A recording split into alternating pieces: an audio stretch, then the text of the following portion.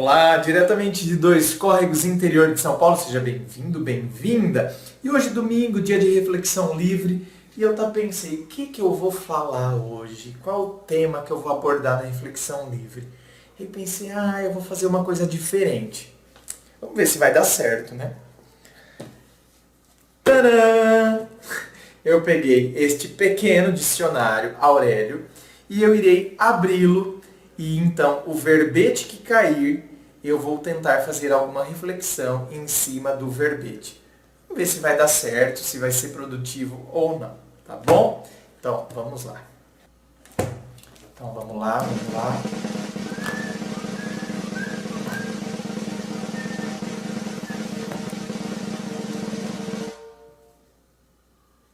Pequenito, muito pequeno.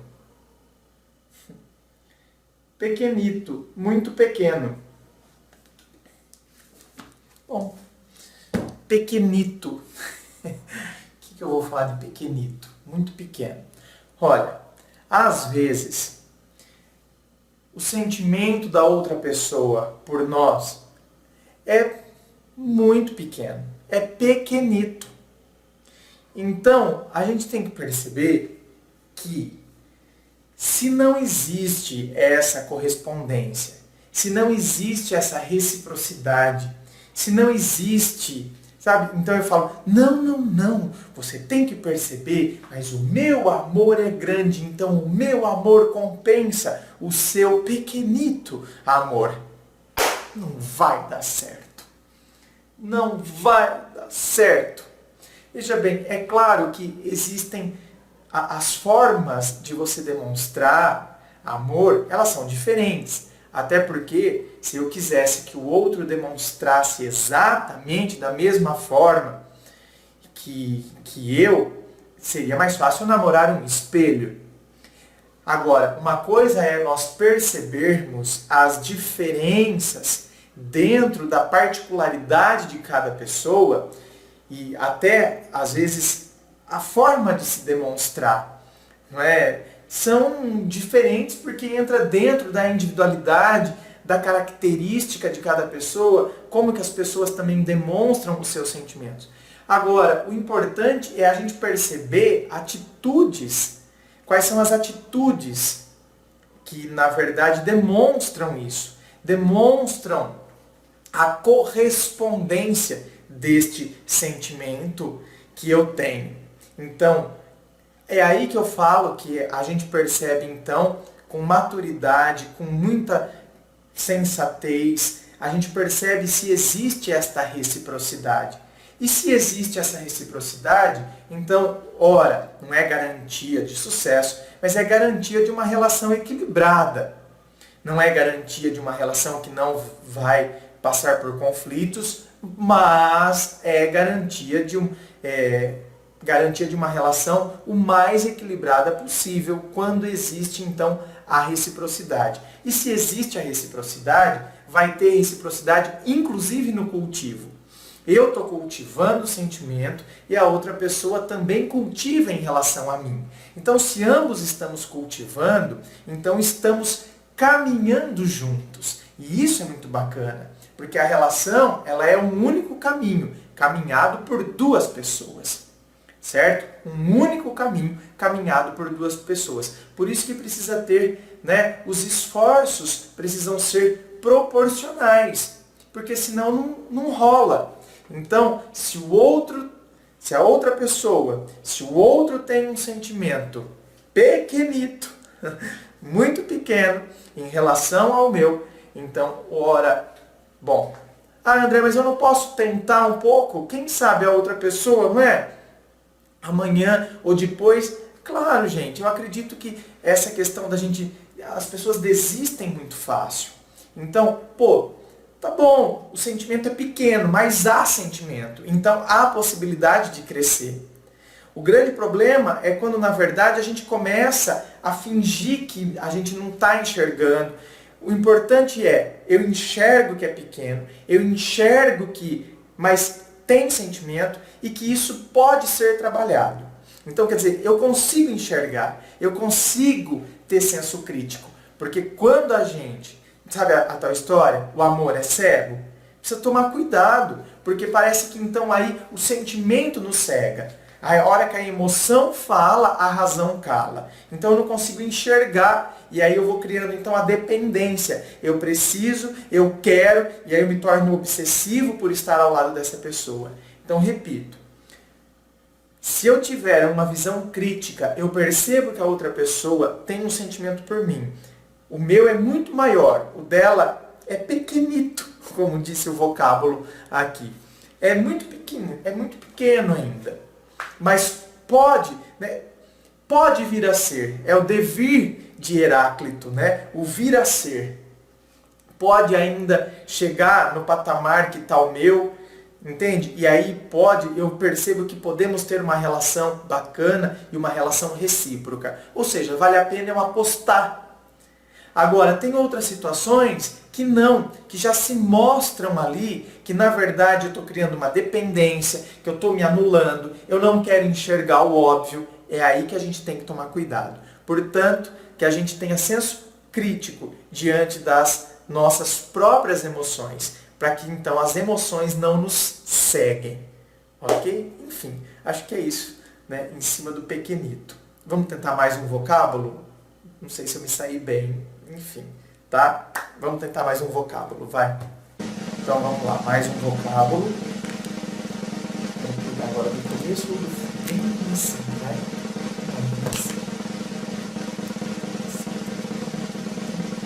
Bem pouquinhas páginas, tá? Não é nem vocábulo, é a introdução. Vai. Abotoável, que se pode abotoar ou é próprio para ser abotoado.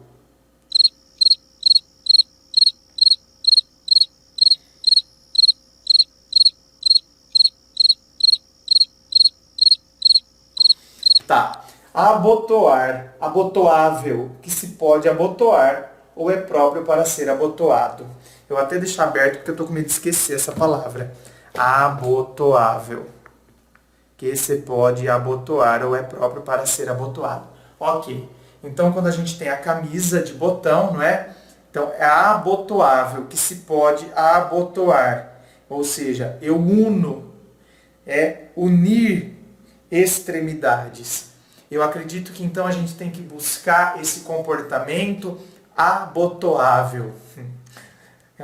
Esse comportamento em que a gente pode unir as extremidades. Eu vejo que, por qualquer motivo, a gente por vezes vai criando abismos. Nós vamos, na verdade, nos afastando. Por vezes são através do orgulho. Então, nós vamos criando os abismos, né, que as distâncias vão surgindo justamente por causa do orgulho. Eu não vou dar o braço a torcer, sabe? Eu não vou dar o braço a torcer. Você não... Não, peraí. A gente vai criando abismos ao invés de encurtarmos distâncias, na verdade. De eu me aproximar ao outro, de eu me achegar ao outro, de eu ter essa aproximação do outro. É muito mais fácil criarmos abismos do que criarmos ponte. Você pode ter certeza disso. A gente vive num mundo hoje que é muito mais fácil criarmos abismos do que, na verdade, criarmos pontes. Pontes que nos ligam, pontes que nos unem, situações que nos abotoam, que nos conectam na outra pessoa. E para a gente, né, criar situações que nos conectam com o outro, por vezes a gente tem que então deixar o nosso orgulho de lado, a gente tem que ter a capacidade de se colocar no lugar do outro, calçar o sapato que ele calça para ver onde está apertando o pé. Quantas são as pessoas, na verdade... Olha, tem uma frase de Platão que diz o seguinte, eu não vou saber falar ela exatamente igual como Platão falou, mas é mais ou menos assim. Os olhos do espírito se tornam mais penetrantes quanto mais os olhos do corpo começam a... não vou lembrar o termo agora, começam a como se ele estivesse dizendo, começam a falhar.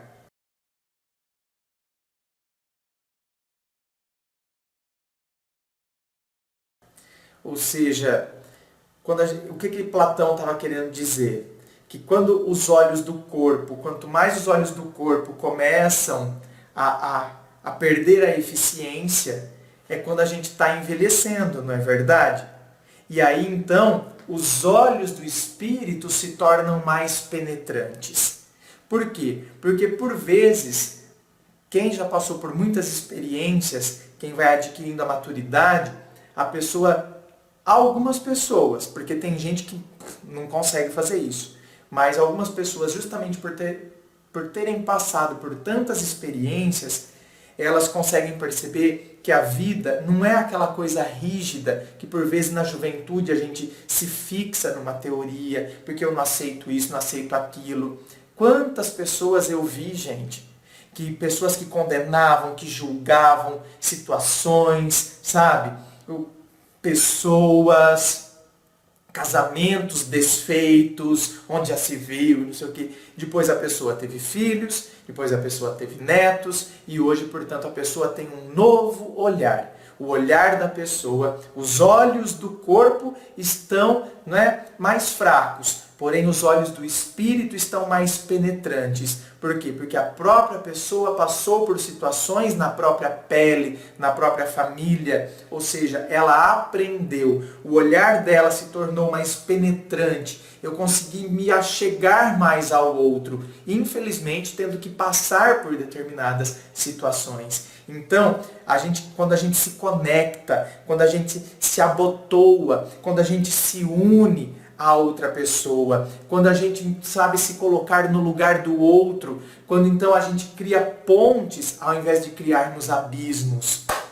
Isso é fundamental, que a gente possa aprender a se conectar, a ter esse olhar penetrante em relação ao outro.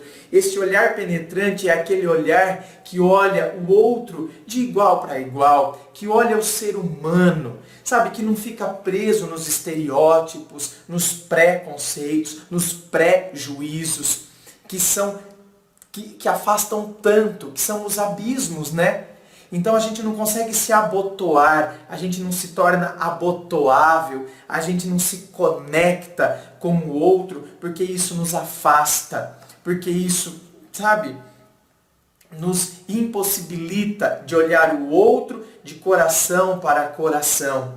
A gente se afasta a partir dos rótulos, a partir dos nossos preconceitos, prejuízos, dos nossos julgamentos. Que, portanto, a gente possa fazer esse exercício de olhar de coração para coração, não olhar o externo, enfim, o status, o poder econômico da pessoa, enfim, ou tantas outras coisas, mas que a gente possa, ou seja, não é o que a pessoa tem, mas é o que ela é e o que ela representa para mim. Então, ela é um ser humano e o que ela me desperta, e não o que ela pode me ofertar, mas o que ela me desperta.